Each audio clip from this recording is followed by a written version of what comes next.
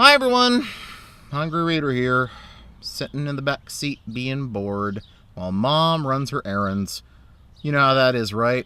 First she has to go to the post office, then she has to go to the bank, then she's got to pick up Grandma's medicine and take it to her at the home.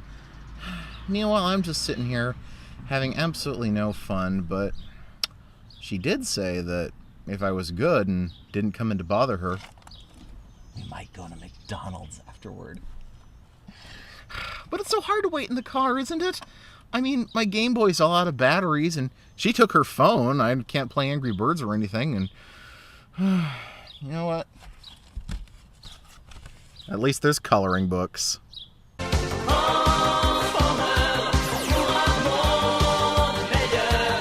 This one here is really showing its age. It's 30 years old. It's called Decepticon Patrol, and it's by Dwight John Zimmerman, who also wrote Bumblebee to the Rescue, and Charles Nicholas and Phil Lord, who did the art very haphazardly, one might say. This was made with pre-production materials before the toys were even on shelves, and it shows. Meet the mighty Autobots. Optimus Prime is the leader. Bumblebee, Mirage, Ratchet, and Huffer are his friends. And Meat is right, because if you're going by appearance, these characters are all strangers. Only Optimus Prime looks like himself. The other four don't resemble their character models, or even their toys at all. Bumblebee has telescopic eyes. He can see things very far away. A running theme you'll see in these books is the characters using powers that you don't really associate with them. And like the other Autobots, he can change his identity. Bumblebee can become a small car. A small, not a Volkswagen, there are differences, car. The evil Decepticons can turn into weapons. Megatron is a leader. Starscream, Thundercracker, Skywarp, Laserbeak, and Ravage are all evil Decepticons. Well, one turns into a weapon, the other five turn into aircraft and audio cassettes. Strangely, there's two cassette characters here, but Soundwave is nowhere to be seen. This is the day of the Decepticons, shouts Megatron. So everyone come and get your crystal sugar Decepticon skulls. Patrol every inch of the Earth, says Megatron. Find a factory you can use to make an army of Decepticons. Then we can smash the Autobots and rule the world. Here's something weird. All of the vehicle modes shown here in this puzzle are perfectly accurate. Did Hasbro send these guys photos of just the vehicle modes? One thing I like here is that the three Decepticon jets have different helmet styles to differentiate them. Too bad they couldn't be bothered to do that for the three identical jet modes. It's too peaceful today, says Optimus Prime. I bet the Decepticons are planning trouble. Note Optimus Prime's scale next to this deer. And how did he sneak up on the deer? Mirage, Bumblebee, you two are our best spies. Find out what the Decepticons are doing. Look at Mirage's full pouting kitty lips. Or maybe it's a very small mustache. Also, do you think Optimus minds that Mirage is borrowing his helmet? Meanwhile, the Decepticon patrol is going everywhere. I see only ships, says the evil Skywarp as he searches the sea. Oh, look at that, an oil tanker. We Decepticons sure don't need that. There are only satellites in space, says Starscream. Really, Starscream? You expected to find a factory in space? Megatron's gonna be mad. The jungle is full of plants and animals. No Autobots, growls Ravage. Okay, a doe is knee-high to Optimus Prime, but Ravage towers over an elephant. Maybe it's not Ravage at all. Maybe it's Zod. Hide your stop signs. I hope I don't see a bunch of Autobots, says the cowardly Laserbeak. Oh no! The Decepticons are doomed! Hey, it's a car factory! Albeit one where cars are assembled on the roof for some reason. Laserbeak's scrambled message. Laserbeak is telling Megatron what he saw, but he's so scared he's mixing up his message. Hey, Ray, Ackingham, na, oobtout, meow. Of course, what Laserbeak is really trying to say is, oh, monkey, a maternity rutabaga! Laserbeak thought an automobile factory was an Autobot factory. We must tell Optimus Prime this. Laserbeak found exactly what he was looking for and panicked. Great job, buddy! Laserbeak's mistake gives me an idea. Optimus Prime tells Huffer to dig a big hole. Can't I use a shovel, Optimus? No, keep digging. Good thing they don't have fingernails. Quick, Mirage. Make a mirage of a car factory over that big hole, says Optimus Prime. A mirage is something that looks real, but isn't. I think you're thinking of a hologram or a hallucination. And since one can mirage make mirages, I thought that was Hound's thing. Megatron told us to blast this Autobot factory to bits, says Starscream. The factory is still standing, says Megatron. My energy cannon will turn that factory to ashes, says Megatron. Starscream, secret message. Starscream has sent Megatron a secret message. Megatron has decoded the first word. Can you finish the rest of the message? Hot fart country! Now I'm really mad! We'll wreck that factory with our bare hands, shouts the super angry Megatron. Uh-oh, now Megatron's gonna fall into the hole and be trapped! Too bad he doesn't know anyone who can fly. I bet Mirage is behind this. I was right. I'll teach you to try and trick the Decepticons. Mirage and Ravage have a really weird relationship, which usually involves Mirage's arm getting bitten off at some point. The factory was a fake. They were trying to trap us in that hole. They were going to trap us in that wide and roomy space that we could easily have walked out of.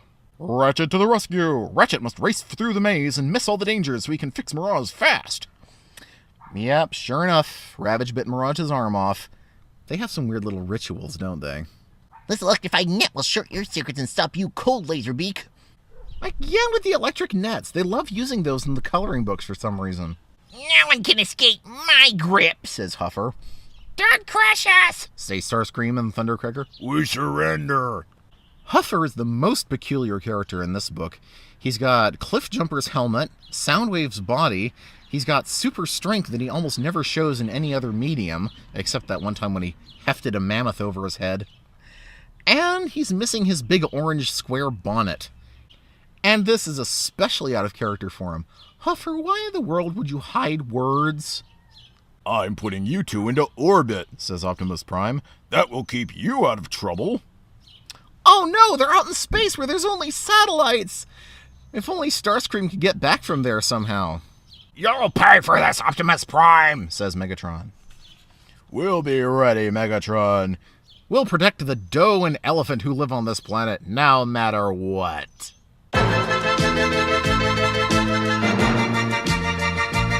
So that was the state of Transformers media in 1984.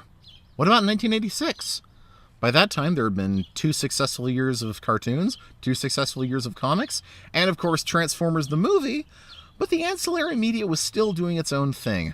Most of it takes place in a sort of pocket continuity that I call Transformers the Packaging Copy, the movie. This book, The Invasion of the Decepticon Camp, takes place squarely in that continuity. When you first flip through it, it looks like a movie story, and then it takes a few weird turns. The Earth looks like a very peaceful place to live, from outer space. But everything is not what it seems. 2 mighty forces, the Autobots and the evil Decepticons, are battling to see which will rule the Earth. The evil Decepticons and the morally non-committed Autobots. The classic battle between evil and something else. One day, the Autobots are looking for some action. Let's have a race to see which Autobot is fastest, shouts the speedy Blur, transforming into his auto mode. Come on, Blur, you know it's you. You don't have to beg for compliments like this. The Autobots are busy having a good time. They don't realize they are being watched by Decepticons in the sky above them. Please just let me drop one bomb, cries Laserbeak. No, shouts Scourge. Our leader Galvatron only wants us to see what the Autobots are up to.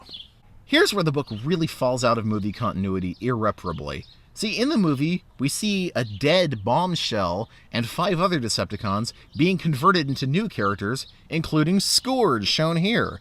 So Scourge and Bombshell could never have met. Hot Rod challenges Blur to a race. Spoilers coming up for a 28-year-old movie. In the movie, Hot Rod actually becomes Optimus Prime's successor, Rodimus Prime. Of course, he's clearly not the leader here. In the toy packaging continuity, Rodimus Prime was referred to as a protector, whatever that means. But there was at least one story in which Hot Rod was actually Rodimus Prime's secret identity, borrowing a little bit from Prince Adam and He-Man. What was that? Shouts Hot Rod. I thought I saw a Decepticon. Hot Rod is so busy looking in the sky that he hits a tree. The Autobot Springer runs over to see if Hot Rod is alright. The Insecticon Bombshell flies above Springer and shoots one of his Cerebro shells into Springer's brain. Now Bombshell controls Springer's mind. Remember what I said about Bumblebee and the telescopic eyes? They love to use stuff from the bio notes that you often don't see. This is not one of them. Bombshell's Cerebro shells were a major thing in both the comics and the cartoon. But stay tuned. We got something else coming up. Back in the Autobot City, Chief Medical Officer Ratchet quickly starts to repair Hot Rod. Suddenly, Bombshell's blast makes Springer act very strange. He starts springing all over the place. Up and down he goes, shouts Retgar, where he'll stop and nobody knows. Springer here was introduced in the movie. He can turn into a helicopter or an armored car. Why is he called Springer? Because he's really good at jumping. And this, as far as I can tell, is the only place you ever see him doing it, let alone being referred to as springing. Springer starts transforming back and forth.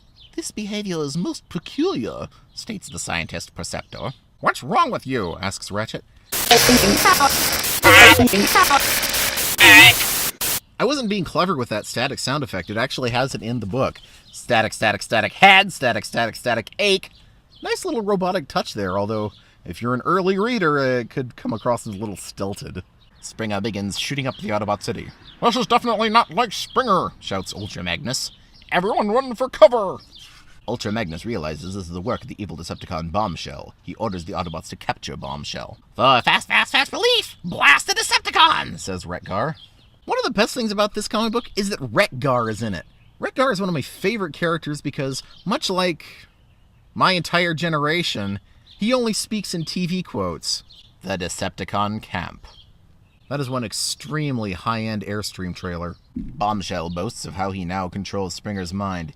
The dumb Autobot didn't even know what hit him. Since they're camping, here's Bombshell bragging about the size of the fish he almost caught. I swear the guy was this big if he was an inch. An inch. The Autobots attack the Decepticon camp from all sides.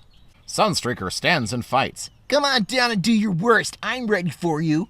Sunstreaker, once again, dead in the cartoon since the movie, dead in the comics since issue number 5. This might be the only continuity he was still alive in at this point. Ultra Magnus is the fastest laser on Earth. He stuns Galvatron. The fastest laser?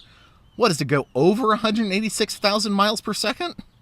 Retgar sets fire to the Decepticons' fuel. Decepticon headquarters goes up in flames. With no place to hide, the Decepticons are forced to flee and make camp in the hills. Boy, if only they could fly! We must capture Bombshell. He can remove the shell that's making Springer act so crazy, says Bumblebee. Retgar, Swoop, and Bumblebee wait until nightfall before they sneak into the Decepticon encampment in the hills. We've got you now, they say as Retgar traps Bombshell in, what else? A giant super strong trash bag. Yeah, what else? Because, of course, trash bags, Insecticons, bugs get into the trash? Retgar comes from the planet of junk? I don't know. His shouts wake up the Decepticon. What, just one? Also, they were sleeping? Quick, Decepticon! Shouts Galvatron. We've been attacked! Galvatron's got some real personnel problems. He's only got one Decepticon to command. Unless we're making it a collective noun like a flock of sheep, a gang of Decepticon. How will the Autobots escape? Blast a hole in the cliff, Swoop, says Bumblebee. Back in the safety of Autobot City, the Autobots realize that Springer is getting worse. Remove your shell or die, warn the Autobots. Never, shouts Bombshell. Whoa, Cup, just because you're suddenly appearing out of nowhere after not appearing in the book at all, doesn't mean you can suddenly sentence capital punishment. Bombshell looks around and realizes he doesn't have much of a choice. Gulp, gulp. Bombshell removes his shell. Hooray, Springer is back to normal. In a flash, Bombshell sees his chance to escape and takes it. You've not seen the last of me, he says as he flies off to join his evil comrades. Well, actually, we kind of have. Unless you count reappearing decades later, having to call yourself Hardshell because you lost the trademark to the name Bombshell.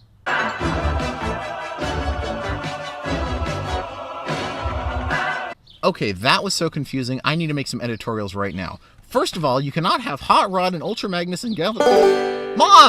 Mom, look at this! Look at this! They've got Springer and Bombshell and Sunstreaker still alive and... What? Yes, I still want to go to McDonald's. Actually, I'm kind of legit hungry. Can we go to Carl's Jr.?